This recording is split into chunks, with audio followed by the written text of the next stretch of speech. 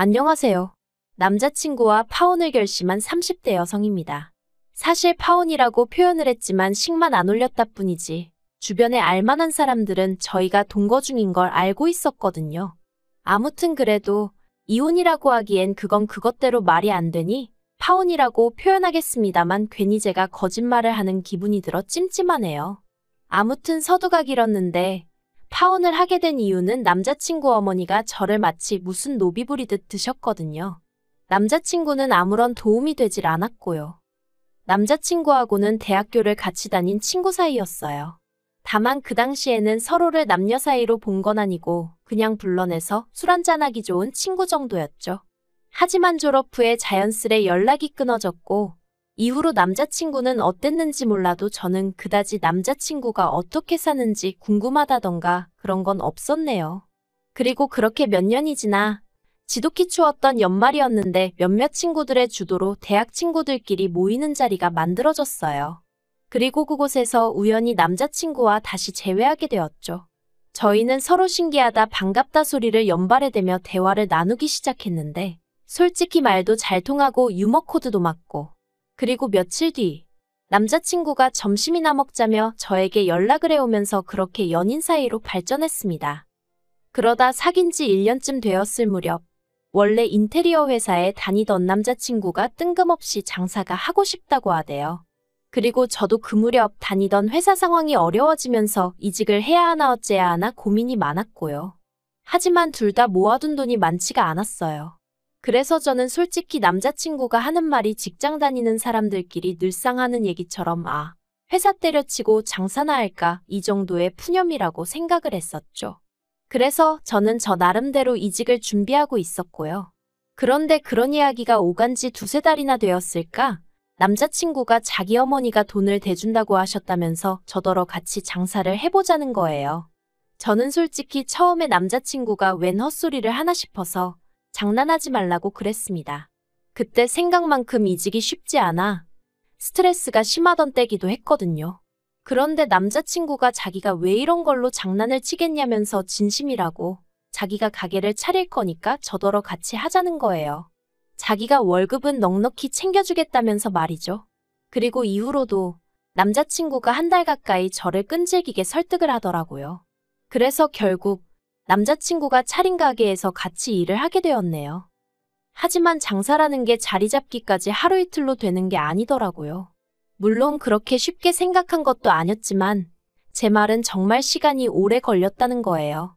그리고 장사가 안 돼서 남자친구가 힘들어하는 게 제 눈에 보이는데 막말로 제 입속만 차릴 순 없잖아요.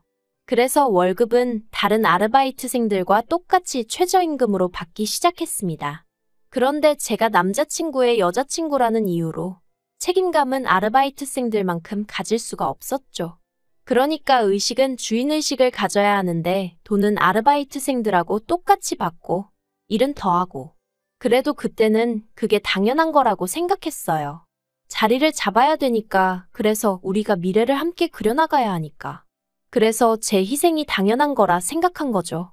그리고 실제로 남자친구도 고생을 많이 하긴 했어요. 남자친구는 가게에서 먹고 자고 하는 일도 마다하지 않았으니까요. 하지만 그렇게 반년이 지나도록 가게는 이렇다 할 성과를 내지 못했고 한마디로 밑빠진 독에 물 붓기 마냥 돈만 계속 들어갔다고 해야 할까요? 그러다 하루는 남자친구가 이럴 게 아니라 우리 같이 사는 게 어떻겠냐 묻대요. 당시 남자친구도 저도 각자 자취를 하고 있었는데 남자친구는 월세로 저는 전세로 자취를 하고 있었거든요. 그래서 저도 더 꼬치꼬치 묻지 않고 그러자고 했어요.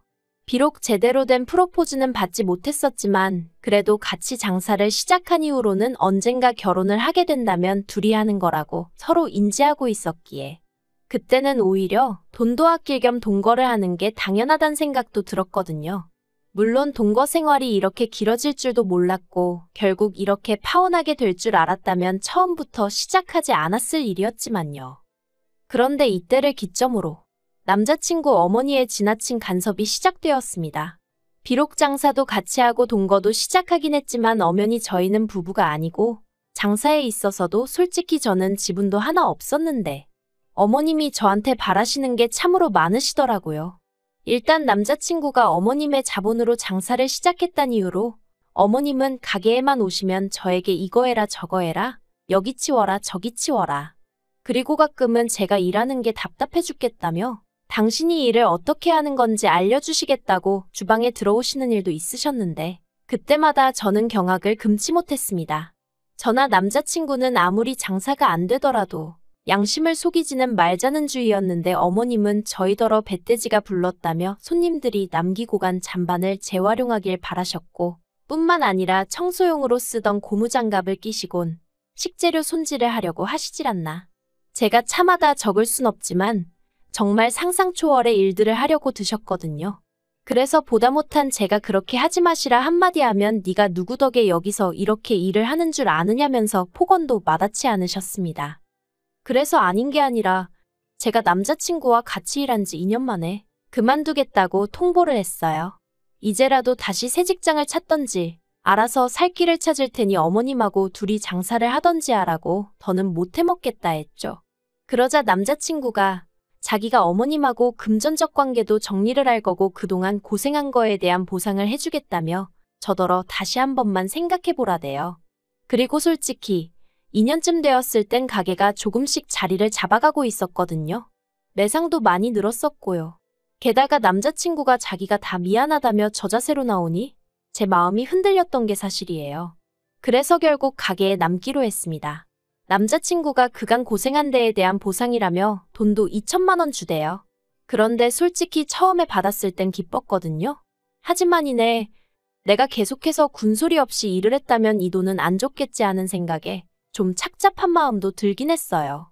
아무튼 남자친구는 얼마 지나지 않아 처음에 어머님께 빌렸던 돈도 다 갚았고요. 그래서 이제 한시름 덜었다 싶었습니다. 적어도 먹고 사는 문제로 어머님이 유세 떠는 일은 안 봐도 되겠구나 싶었으니까요. 그런데 그렇게 다 마무리가 되었다 싶었을 무렵 어머님께서 저에게 연락을 해오셨습니다. 그리고는 당신 아들과 진짜로 결혼 생각이 있는 건지 뭐 그런 걸 물어보시더라고요. 그래서 사실 그대로 말씀드렸어요. 가게가 이제 막 잘 돼가고 있으니까 당장식을 올리진 못하겠지만 결혼은 할 거라고요. 그랬더니 그러면 너 나한테 잘 보여야 되는 거 알지? 그러시는데 좀 어이가 없었죠. 그리고 그런 대화가 오가고 얼마 지나지 않았을 무렵 저는 남자친구와 가게 매상 문제로 크게 다투게 되었습니다. 충격적인 사실을 알게 되었기 때문이죠.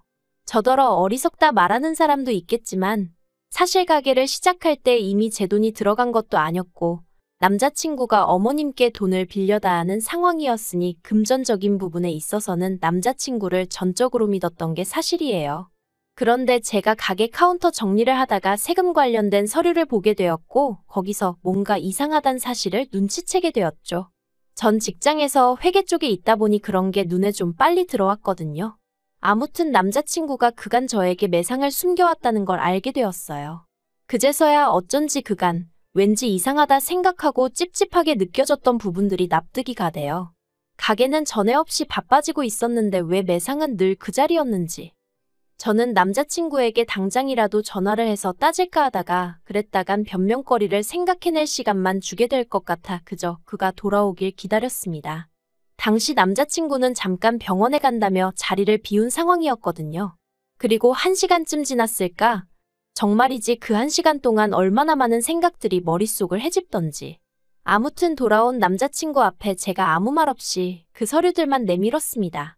그리곤 설명해보라니까 처음엔 오히려 못 낀 놈이 썩낸다고 이게 뭔데 다짜고짜 이러냐면서 짜증을 내더니 급기야는 그 서류들을 쓰레기통에 버리려고 하는 거예요.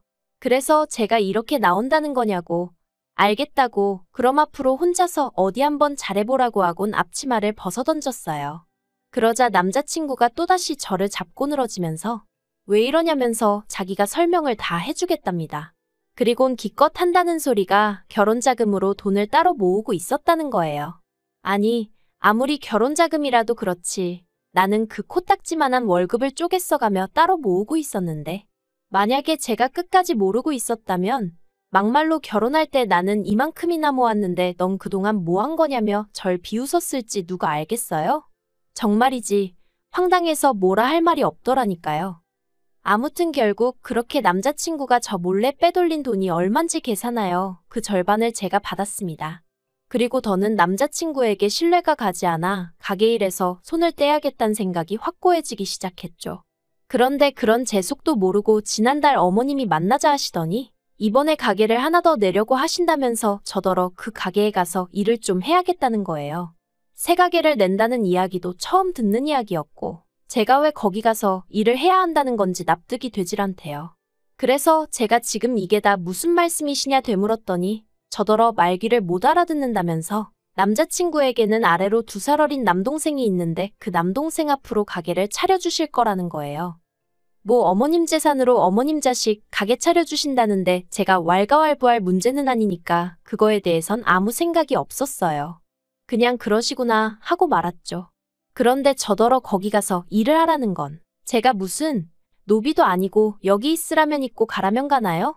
게다가 제가 단번에 못 간다 하려다가 혹시나 싶어 돈은 얼마나 주실 거냐 물었더니 주긴 뭘 얼마나 주냐면서 어차피 너 내 아들하고 결혼할 거 아니냐. 그럼 한가족인데 무슨 돈 타령이냐. 오히려 절 이상한 사람 취급을 하시대요. 어이가 없었죠. 어머님은 제가 남자친구랑 가게 열고 몇 달, 아니 거의 1년 넘게 정말 고생한 거 옆에서 다 보셨거든요. 그런데 이젠 아예 저를 공짜로 부려먹으시려 든다는 게 아무리 어머님이 저보다 어른이라지만 괘씸하고 불쾌하고 화도 나대요. 그래서 됐다고 했어요. 제가 무슨 자원봉사하는 사람도 아니고 제가 왜 무임노동을 하느냐고 못한다고 했죠.